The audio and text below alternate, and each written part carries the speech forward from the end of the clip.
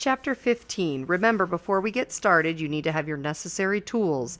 A pencil, possibly some sticky notes, or a piece of paper, particularly given that we don't have another reading assignment for a week. Be sure that you're marking your text here in Chapter 15 so that you have an opportunity to go back, look at your marks, and refresh your memory once you start reading Chapter 16. Okay, Chapter 15, page 195. 3 hours after my flight landed in Peshawar, I was sitting on shredded upholstery in the back seat of a smoke-filled taxicab. My driver, a chain-smoking, sweaty little man who introduced himself as Gholam, drove nonchalantly and recklessly, averting collisions by the thinnest of margins, all without so much as a pause in the incessant stream of words spewing from his mouth. Terrible what is happening in your country, Yar. Afghani people and Pakistani people, they are like brothers, I tell you. Muslims have to help Muslims, so...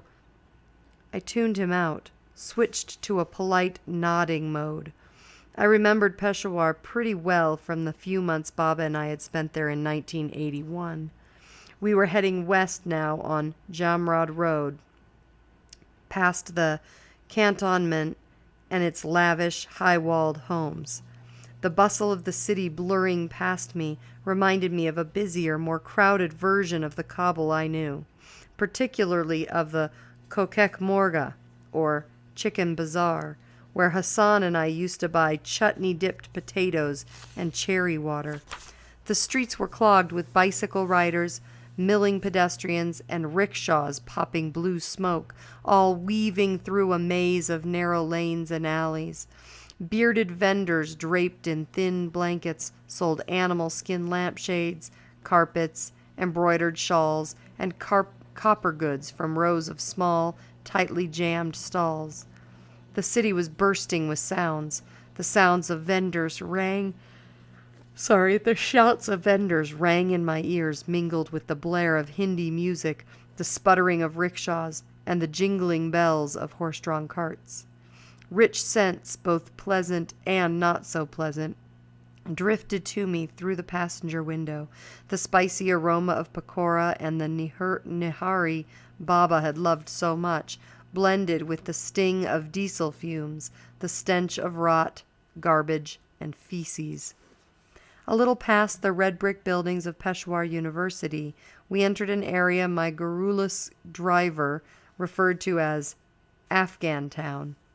I saw sweet shops and carpet vendors, kebab stalls, kids with dirt-caked hands selling cigarettes, tiny restaurants, maps of Afghanistan painted on their windows, all interlaced with backstreet aid agencies.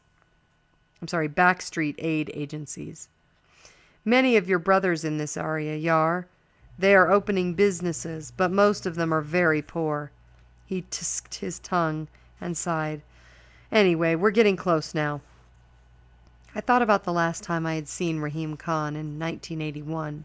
He had come to say goodbye the night Baba and I had fled Kabul. I remember Baba and him embracing in the foyer, crying softly. When Baba and I arrived in the U.S., he and Raheem Khan kept in touch. They would speak four or five times a year, and sometimes Baba would pass me the receiver.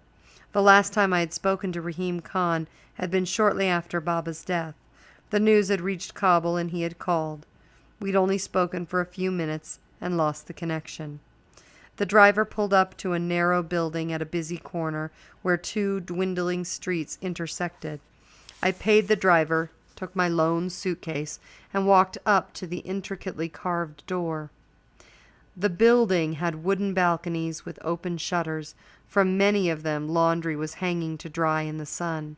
I walked up the creaky stairs to the second floor, down a dim hallway to the last door on the right. Checked the address on the piece of stationery paper in my palm. Knocked. Then, a thing made of skin and bones, pretending to be Raheem Khan, opened the door. I really like that line, a thing made of skin and bones, pretending to be Raheem Khan. And obviously that is Raheem Khan. I like the creative use of words that helps the author to show us Raheem Khan instead of just telling us about Raheem Khan. All right.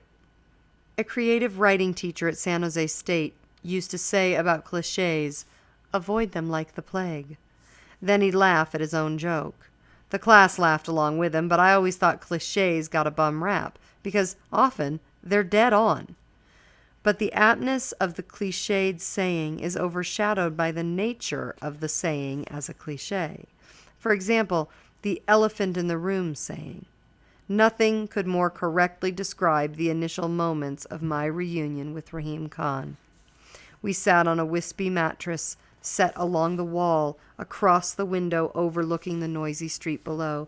Now, if you don't understand what he has just said about the elephant in the room, read on, because that's the author's way of describing what he means by an elephant in the room, which is some big thing that nobody's talking about. And so he's going to describe it.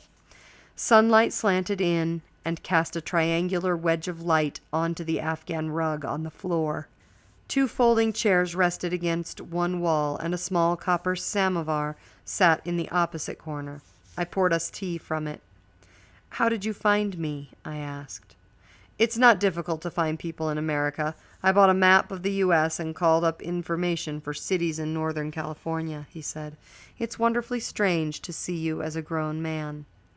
I smiled and dropped 3 sugar cubes in my tea. He liked his black and bitter, I remembered. "Baba didn't get the chance to tell you, but I got married 15 years ago." The truth was, by then, the cancer in Baba's brain had made him forgetful, negligent. "You are married? To whom?" "Her name is Soroya Tahiri." I thought of her back home, worrying about me. I was glad she wasn't alone. "Tahiri? Whose daughter is she?" I told him. His eyes brightened. "Oh, yes, I remember now. Isn't General Tahiri married to Sharif Jan's sister?" "What was her name?" "Jamila Jan." "Ballet," he said, smiling. "I knew Sharif Jan in Kabul long time ago, before he moved to America. He's been working for the INS for years, handles a lot of Afghan cases." "Hi," he sighed. "Do you and Soroya Jan have children?" "Nay." "Oh." He slurped his tea and didn't ask more. Raheem Khan had always been one of the most instinctive people I'd ever met. I told him a lot about Baba, his job, the flea market, and how, at the end, he died happy. I told him about my schooling, my books, 4 published novels to my credit now. He smiled at this, said he had never had any doubt. I told him I had written short stories in the leather-bound notebook he'd given me, but he didn't remember the notebook. The conversation inevitably turned to the Taliban. And if you don't remember what the Taliban is, go back to your notes on the political history of Afghanistan, because the Taliban is important, and we covered that in the PowerPoint.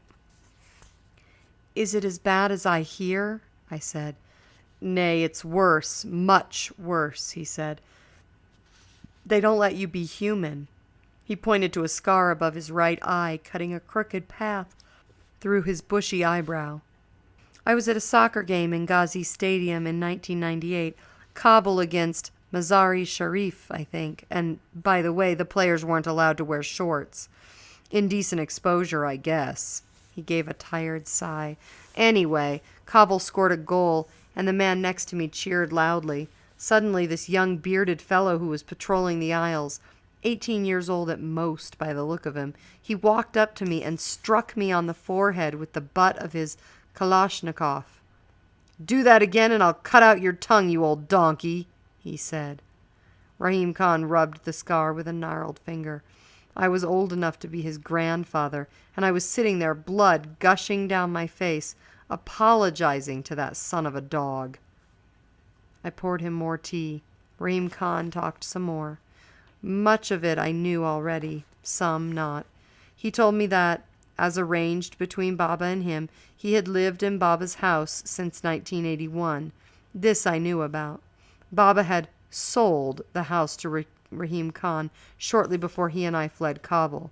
The way Baba had seen it those days, Afghanistan's troubles were only a temporary interruption of our way of life. The days of parties at the Wazir Abkar Khan house and picnics in Pagman would surely return. So he'd given the house to Raheem Khan to keep watch until that day. Raheem Khan told me now, when the Northern Alliance took over Kabul between 1992 and 1996, different factions claimed different parts of Kabul. If you went from the Shahrinu section to Kurta Karwan to buy a carpet, you risked getting shot by a sniper or getting blown up by a rocket. If you got past all the checkpoints, that was. You practically needed a visa to go from one neighborhood to the other, so people just stayed put, prayed the next rocket wouldn't hit their home. He told me how people knocked holes in the walls of their homes so they could bypass the dangerous streets and would move down the block from hole to hole. In other parts, people moved about in underground tunnels. "Why didn't you leave?" I said. "Kabul was my home." "It still is," he snickered. "Remember that street that went from your house to the Kishla, the military barracks next to Istiklal School?" Yes, it was the shortcut to school. I remembered the day Hassan and I crossed it, and the soldiers had teased Hassan about his mother. Hassan had cried in the cinema later, and I'd put an arm around him. Do you guys remember that? We talked about it. We read about it that first couple of chapters. When the Taliban rolled in and kicked the alliance out of Kabul, I actually danced on that street, Raheem Khan. And believe me, I wasn't alone. People were celebrating at Shaman, at Demazang, greeting the Taliban in the streets, climbing their tanks and posing for pictures with them. People were so tired of the constant fighting, tired of the rockets, the gunfire, the explosions, tired of watching Gulbuddin and his cohorts firing on anything that moved. The alliance did more damage to Kabul than the Shirawi. They destroyed your father's orphanage. Did you know that? "Why?" I said. "Why would they destroy an orphanage?" I remembered sitting behind Baba the day they opened the orphanage. The wind had knocked off his caracal hat, and everyone had laughed, then stood and clapped when he delivered his speech. And now it was just another pile of rubble. All the money Baba had spent, all those nights he'd sweated over the blueprints, all the visits to the construction site to make sure every brick, every beam, and every block was laid just right. "Collateral damage," Raheem Khan said. "You don't want to know, Amir Jan, what it was like sifting through the rubble of that orphanage. There were body parts of children." "So, when the Taliban came, they were heroes," Raheem Khan said. "Peace at last." "Yes, hope is a strange thing. Peace at last, but at what price?" A violent coughing fit gripped Raheem Khan and rocked his gaunt body back and forth. When he spat into the handkerchief, it immediately stained red. I thought that it was as good a time as any to address the elephant sweating with us in the tiny room. "How are you?" I asked. "I mean, really, how are you?" "Dying, actually," he said in a gurgling voice. Another round of coughing. More blood on the handkerchief. He wiped his mouth, blotted his sweaty brow from one wasted temple to the other with his sleeve, and gave me a quick glance. When he nodded, I knew he had read the next question on my face. "Not long," he breathed. "How long?" He shrugged, coughed again. "I don't think I'll see the end of this summer," he said. "And remember, it's June. Let me take you home with me. I can find you a good doctor. They're coming up with new treatments all the time. There are new drugs and experimental treatments. We could enroll you in one." I was rambling, and I knew it. But it was better than crying, which I was probably going to do anyway. He let out a chuff of laughter, revealed missing lower incisors. It was the most tired laughter I'd ever heard. I'm going to underline that. I just think it's interesting, tired laughter. "I see America has infused you with the optimism that has made her so great. That's very good. We're a melancholic people, we Afghans, aren't we? Often we wallow too much in ghamkhori and self-pity. We give in to loss, to suffering, accept it as a fact of life, even see it as necessary. Zendali Migzara, we say. Life goes on. But I am not surrendering to fate here. I am being pragmatic. I have seen several good doctors here, and they have given the same answer. I trust them and believe them. There is such a thing as God's will. There is only what you do and what you don't do, I said. Raheem Khan laughed. You sounded like your father just now. I miss him so much. But it is God's will, Amirjan. It really is. He paused. Besides, there's another reason I asked you to come here. I wanted to see you before I go, yes, but something else, too. Anything. You know all those years I lived in your father's house after you left? Yes. I wasn't alone for all of them. Hassan lived there with me. Hassan, I said. When was the last time I had spoken his name? Those thorny old barbs of guilt bore into me once more, as if speaking his name had broken a spell, set them free to torment me anew. Suddenly the air in Raheem Khan's little flat was too thick, too hot, too rich with the smell of the street. I thought about writing you and telling you before, but I wasn't sure you wanted to know. Was I wrong? The truth was no. The lie was yes. I settled for something in between. I don't know. He coughed another patch of blood into the handkerchief. When he bent his head to spit, I saw honey-crusted sores on his scalp. I brought you here because I am going to ask something of you. I'm going to ask you to do something for me. But before I do, I want to tell you about Hassan. Do you understand? Yes, I murmured. I want to tell you about him. I want to tell you everything. You will listen? I nodded, and then Raheem Khan sipped some more tea, rested his head against the wall, and spoke.